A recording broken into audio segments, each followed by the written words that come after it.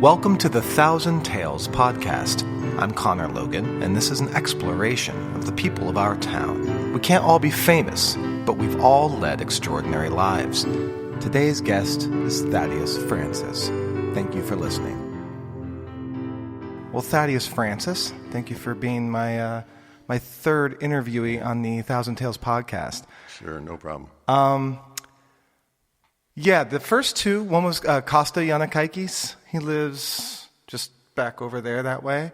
And then last week, or the one that was released on this last Friday, was Joe Norris, the 15-year-old kid that plays the jam. Oh, yeah. It's his father. Oh, okay. Yeah. Okay. Really interesting guy. He's worked in plumbing his whole life, and they moved all around and love it here. And we had an awesome conversation. You just, given the notes that you gave me when we chatted, I'm really interested in the dichotomy of the two because he's been all over and you've been here. And so I was really excited to speak with someone who's got a lot more to say about the area, because that's kind of the whole idea about this is came really from me enjoying talking with and kind of like pseudo recording and interviewing like older relatives and kind of getting their stories down and trying to understand a bit about where they came from, what it was like for them as a kid, the differences. Especially, I think it's really interesting to document just the differences between kind of now and then kind of idea, because so much has changed, and like huge paradigm shifts in the way people communicate and the way people travel and their desire to travel, in the way that people learn, in the way that people work, where they might even think of as the realm of possibilities of what they might even do with themselves. That's changed because of myriad reasons, right? And I grew up in a very small town. I grew up in a village of less than 60 people in the middle of the woods in Pennsylvania. 9 of those people being my family. I'm the youngest of 7. So capturing those kind of ideas and it's not as I come from a place where people describe where things are by what used to be there, if you know what I mean. Yeah. And whereas here, from my perspective, it changes a lot. But for someone that maybe, say, lived in Los Angeles or in a big city their whole time, they'll think of this as a small town. Whereas I think of this as this is as big as the town that I went to high school in. I went to high school in Scranton, Pennsylvania. So it's a city of about 70,000 people. In the greater metropolitan area of Scranton, Wilkes-Barre area, there's probably about a 200,000, 250,000 people or something like that. And that's kind of similar to maybe, I think here is about like 110,000 people or so. Yeah. And but if you take into account maybe the whole Conejo, Moore Park, Simi Valley area, it's probably about that amount of people. Getting up to that, yeah. Yeah. But where did you have your childhood? I lived in Youngstown, Ohio till I was 8 years old. I've been to Youngstown. Have you? Oh, yeah. Steel capital of the world at one point. Yeah, right. My dad was in the grocery business, and it was kind of dicey. Even though it was booming, the grocery business seemed to be one of the ones that seemed to be hurting a little bit. So he figured he'd better venture out and find a better spot for him and his family. And so he moved out to Montrose, California. He got a job with Vons. Wow. And the reason why we moved out to Thousand Oaks is he got transferred to the Vons in Thousand Oaks that was on the Jan's Mall. Oh, really? Yeah, which was Toys R Us for many years afterward. Yep. I don't know if it's still there or not. Yeah, the one that's in the mall, the Jan's Marketplace one, right? Yeah, that used to be the Vons. And then, Gotcha. So that brought us from Montrose, La Crescenta area, over here to Newbury Park. For the first 6 months, we lived in the Conejo Inn Motel because our house wasn't finished yet. Oh, wow. living in a motel for 6 months as a kid's great, Right. You have maid service every day. It was Yeah. perfect. And you have new instant friends every week, right? Exactly. Yeah. The thing is most of the people that were there were people waiting for their houses to be finished. That's funny. Yeah. Wow. So there's a lot of people doing the same kind of thing. Right. And that was I think that was 1967, and the winter was pretty wet. So it delayed a lot of the housing from completion dates. So you met people there in the same boat that you're in, and some of them ended up being lifelong friends. Really? Yeah. Any that you still know to this day? Oh, sure. Now they've all moved away. Okay.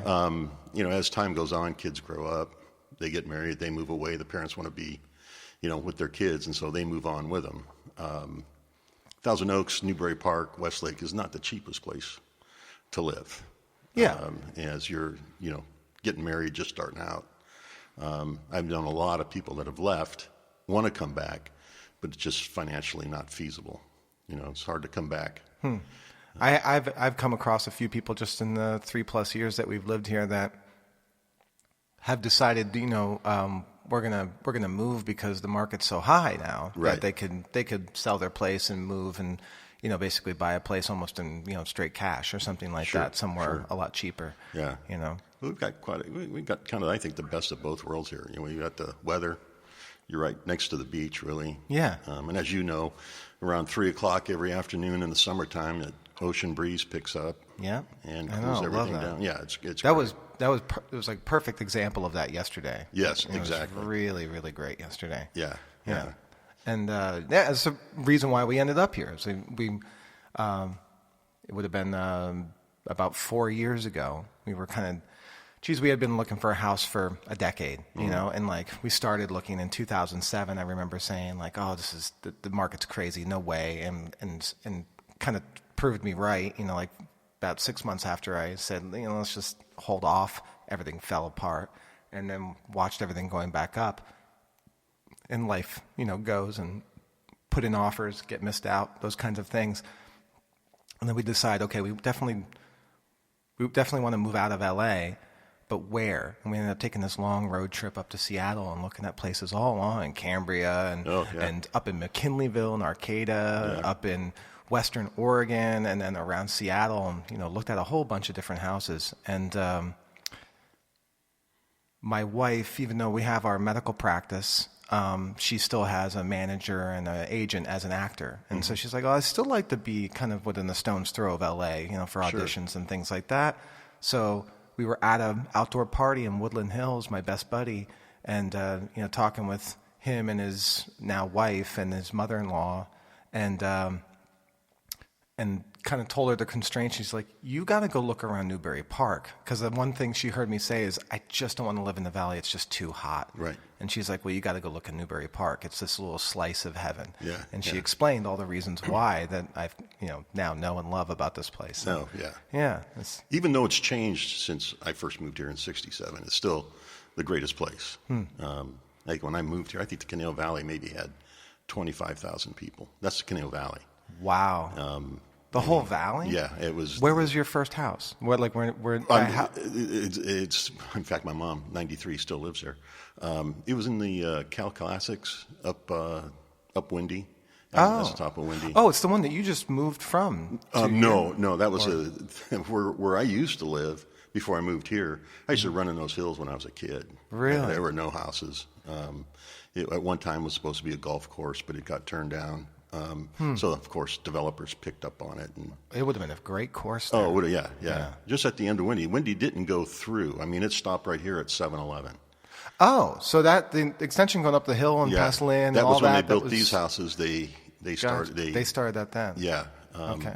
Because it used to stop at a street called Holloway, and it went to a dead end because it was nothing but fields. But to get to here, you had to go Reno, past the fire station. Okay, so Kimber didn't exist. Kimber existed. I'm sorry, not to get here, but to get to where I lived. Oh, okay. You had to take Reno. Gotcha. Get off the freeway at Windy and get over to Reno to get back to that side of Newbury Park. Yeah, there was one guy. Who was it that I was talking to? Was telling me that he used to ride dirt bikes and stuff up in here all the time. He said it was like heaven for Yeah. dirt bike riding and stuff Oh, like that. yeah, There was trails everywhere. And so. I would say probably 30 or 40% of the boys growing up had dirt bikes Wow. or mini bikes, at the time.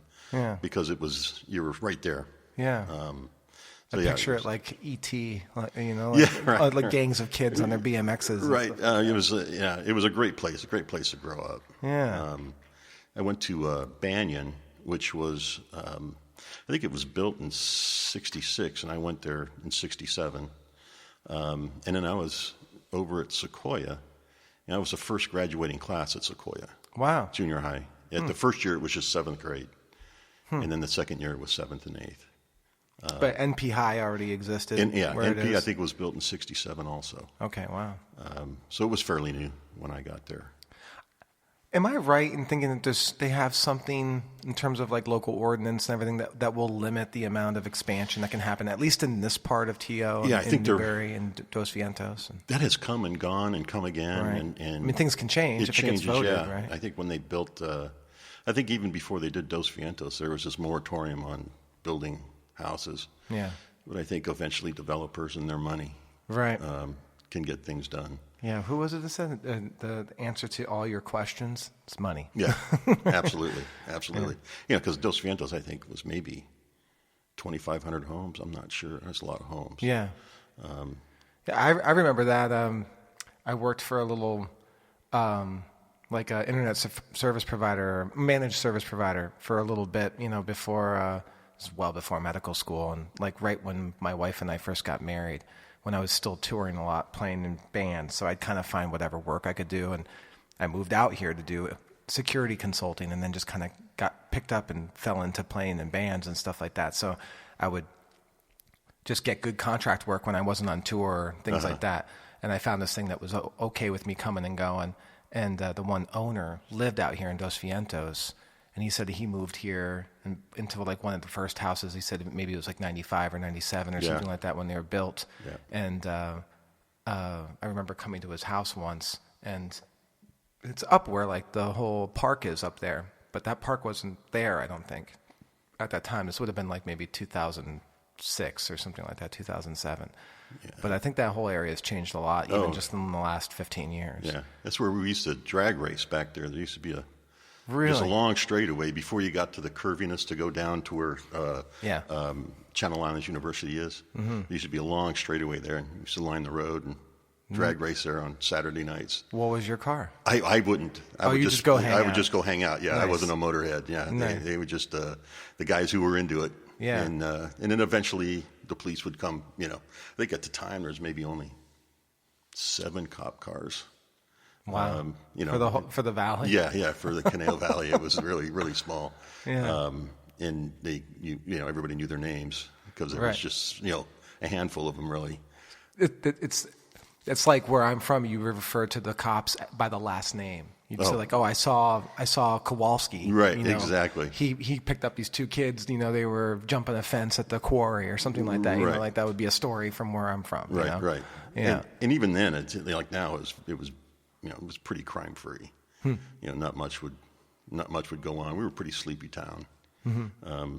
There used to be a big thing to do would be go to the drive-in because there was a drive-in. It's over there where Coles is. Used to be one of the only drive-ins around. The whole idea of a drive-in's back now, isn't it? It's absolutely. Yeah. If I had the money, it'd be great to. Right. Yeah.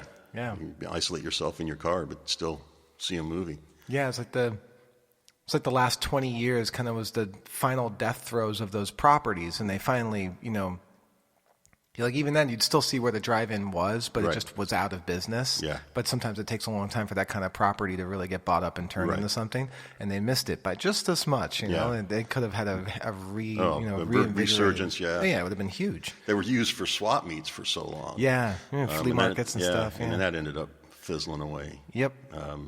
But yeah, it was just the change, that happened here in the period of time was, after everybody started finding out about it, was quite astonishing. Right. What about the Hidden Valley area? Hidden Valley is totally different. That got developed back in That was way earlier, right? Yeah. 'Cause those are just straight up ranches. Those were, just big ranches. It was no guard gated, nothing. You know, you had access to behind the lake and everything. But yeah, back there it was just, there were just cabins, like a couple of big ranches.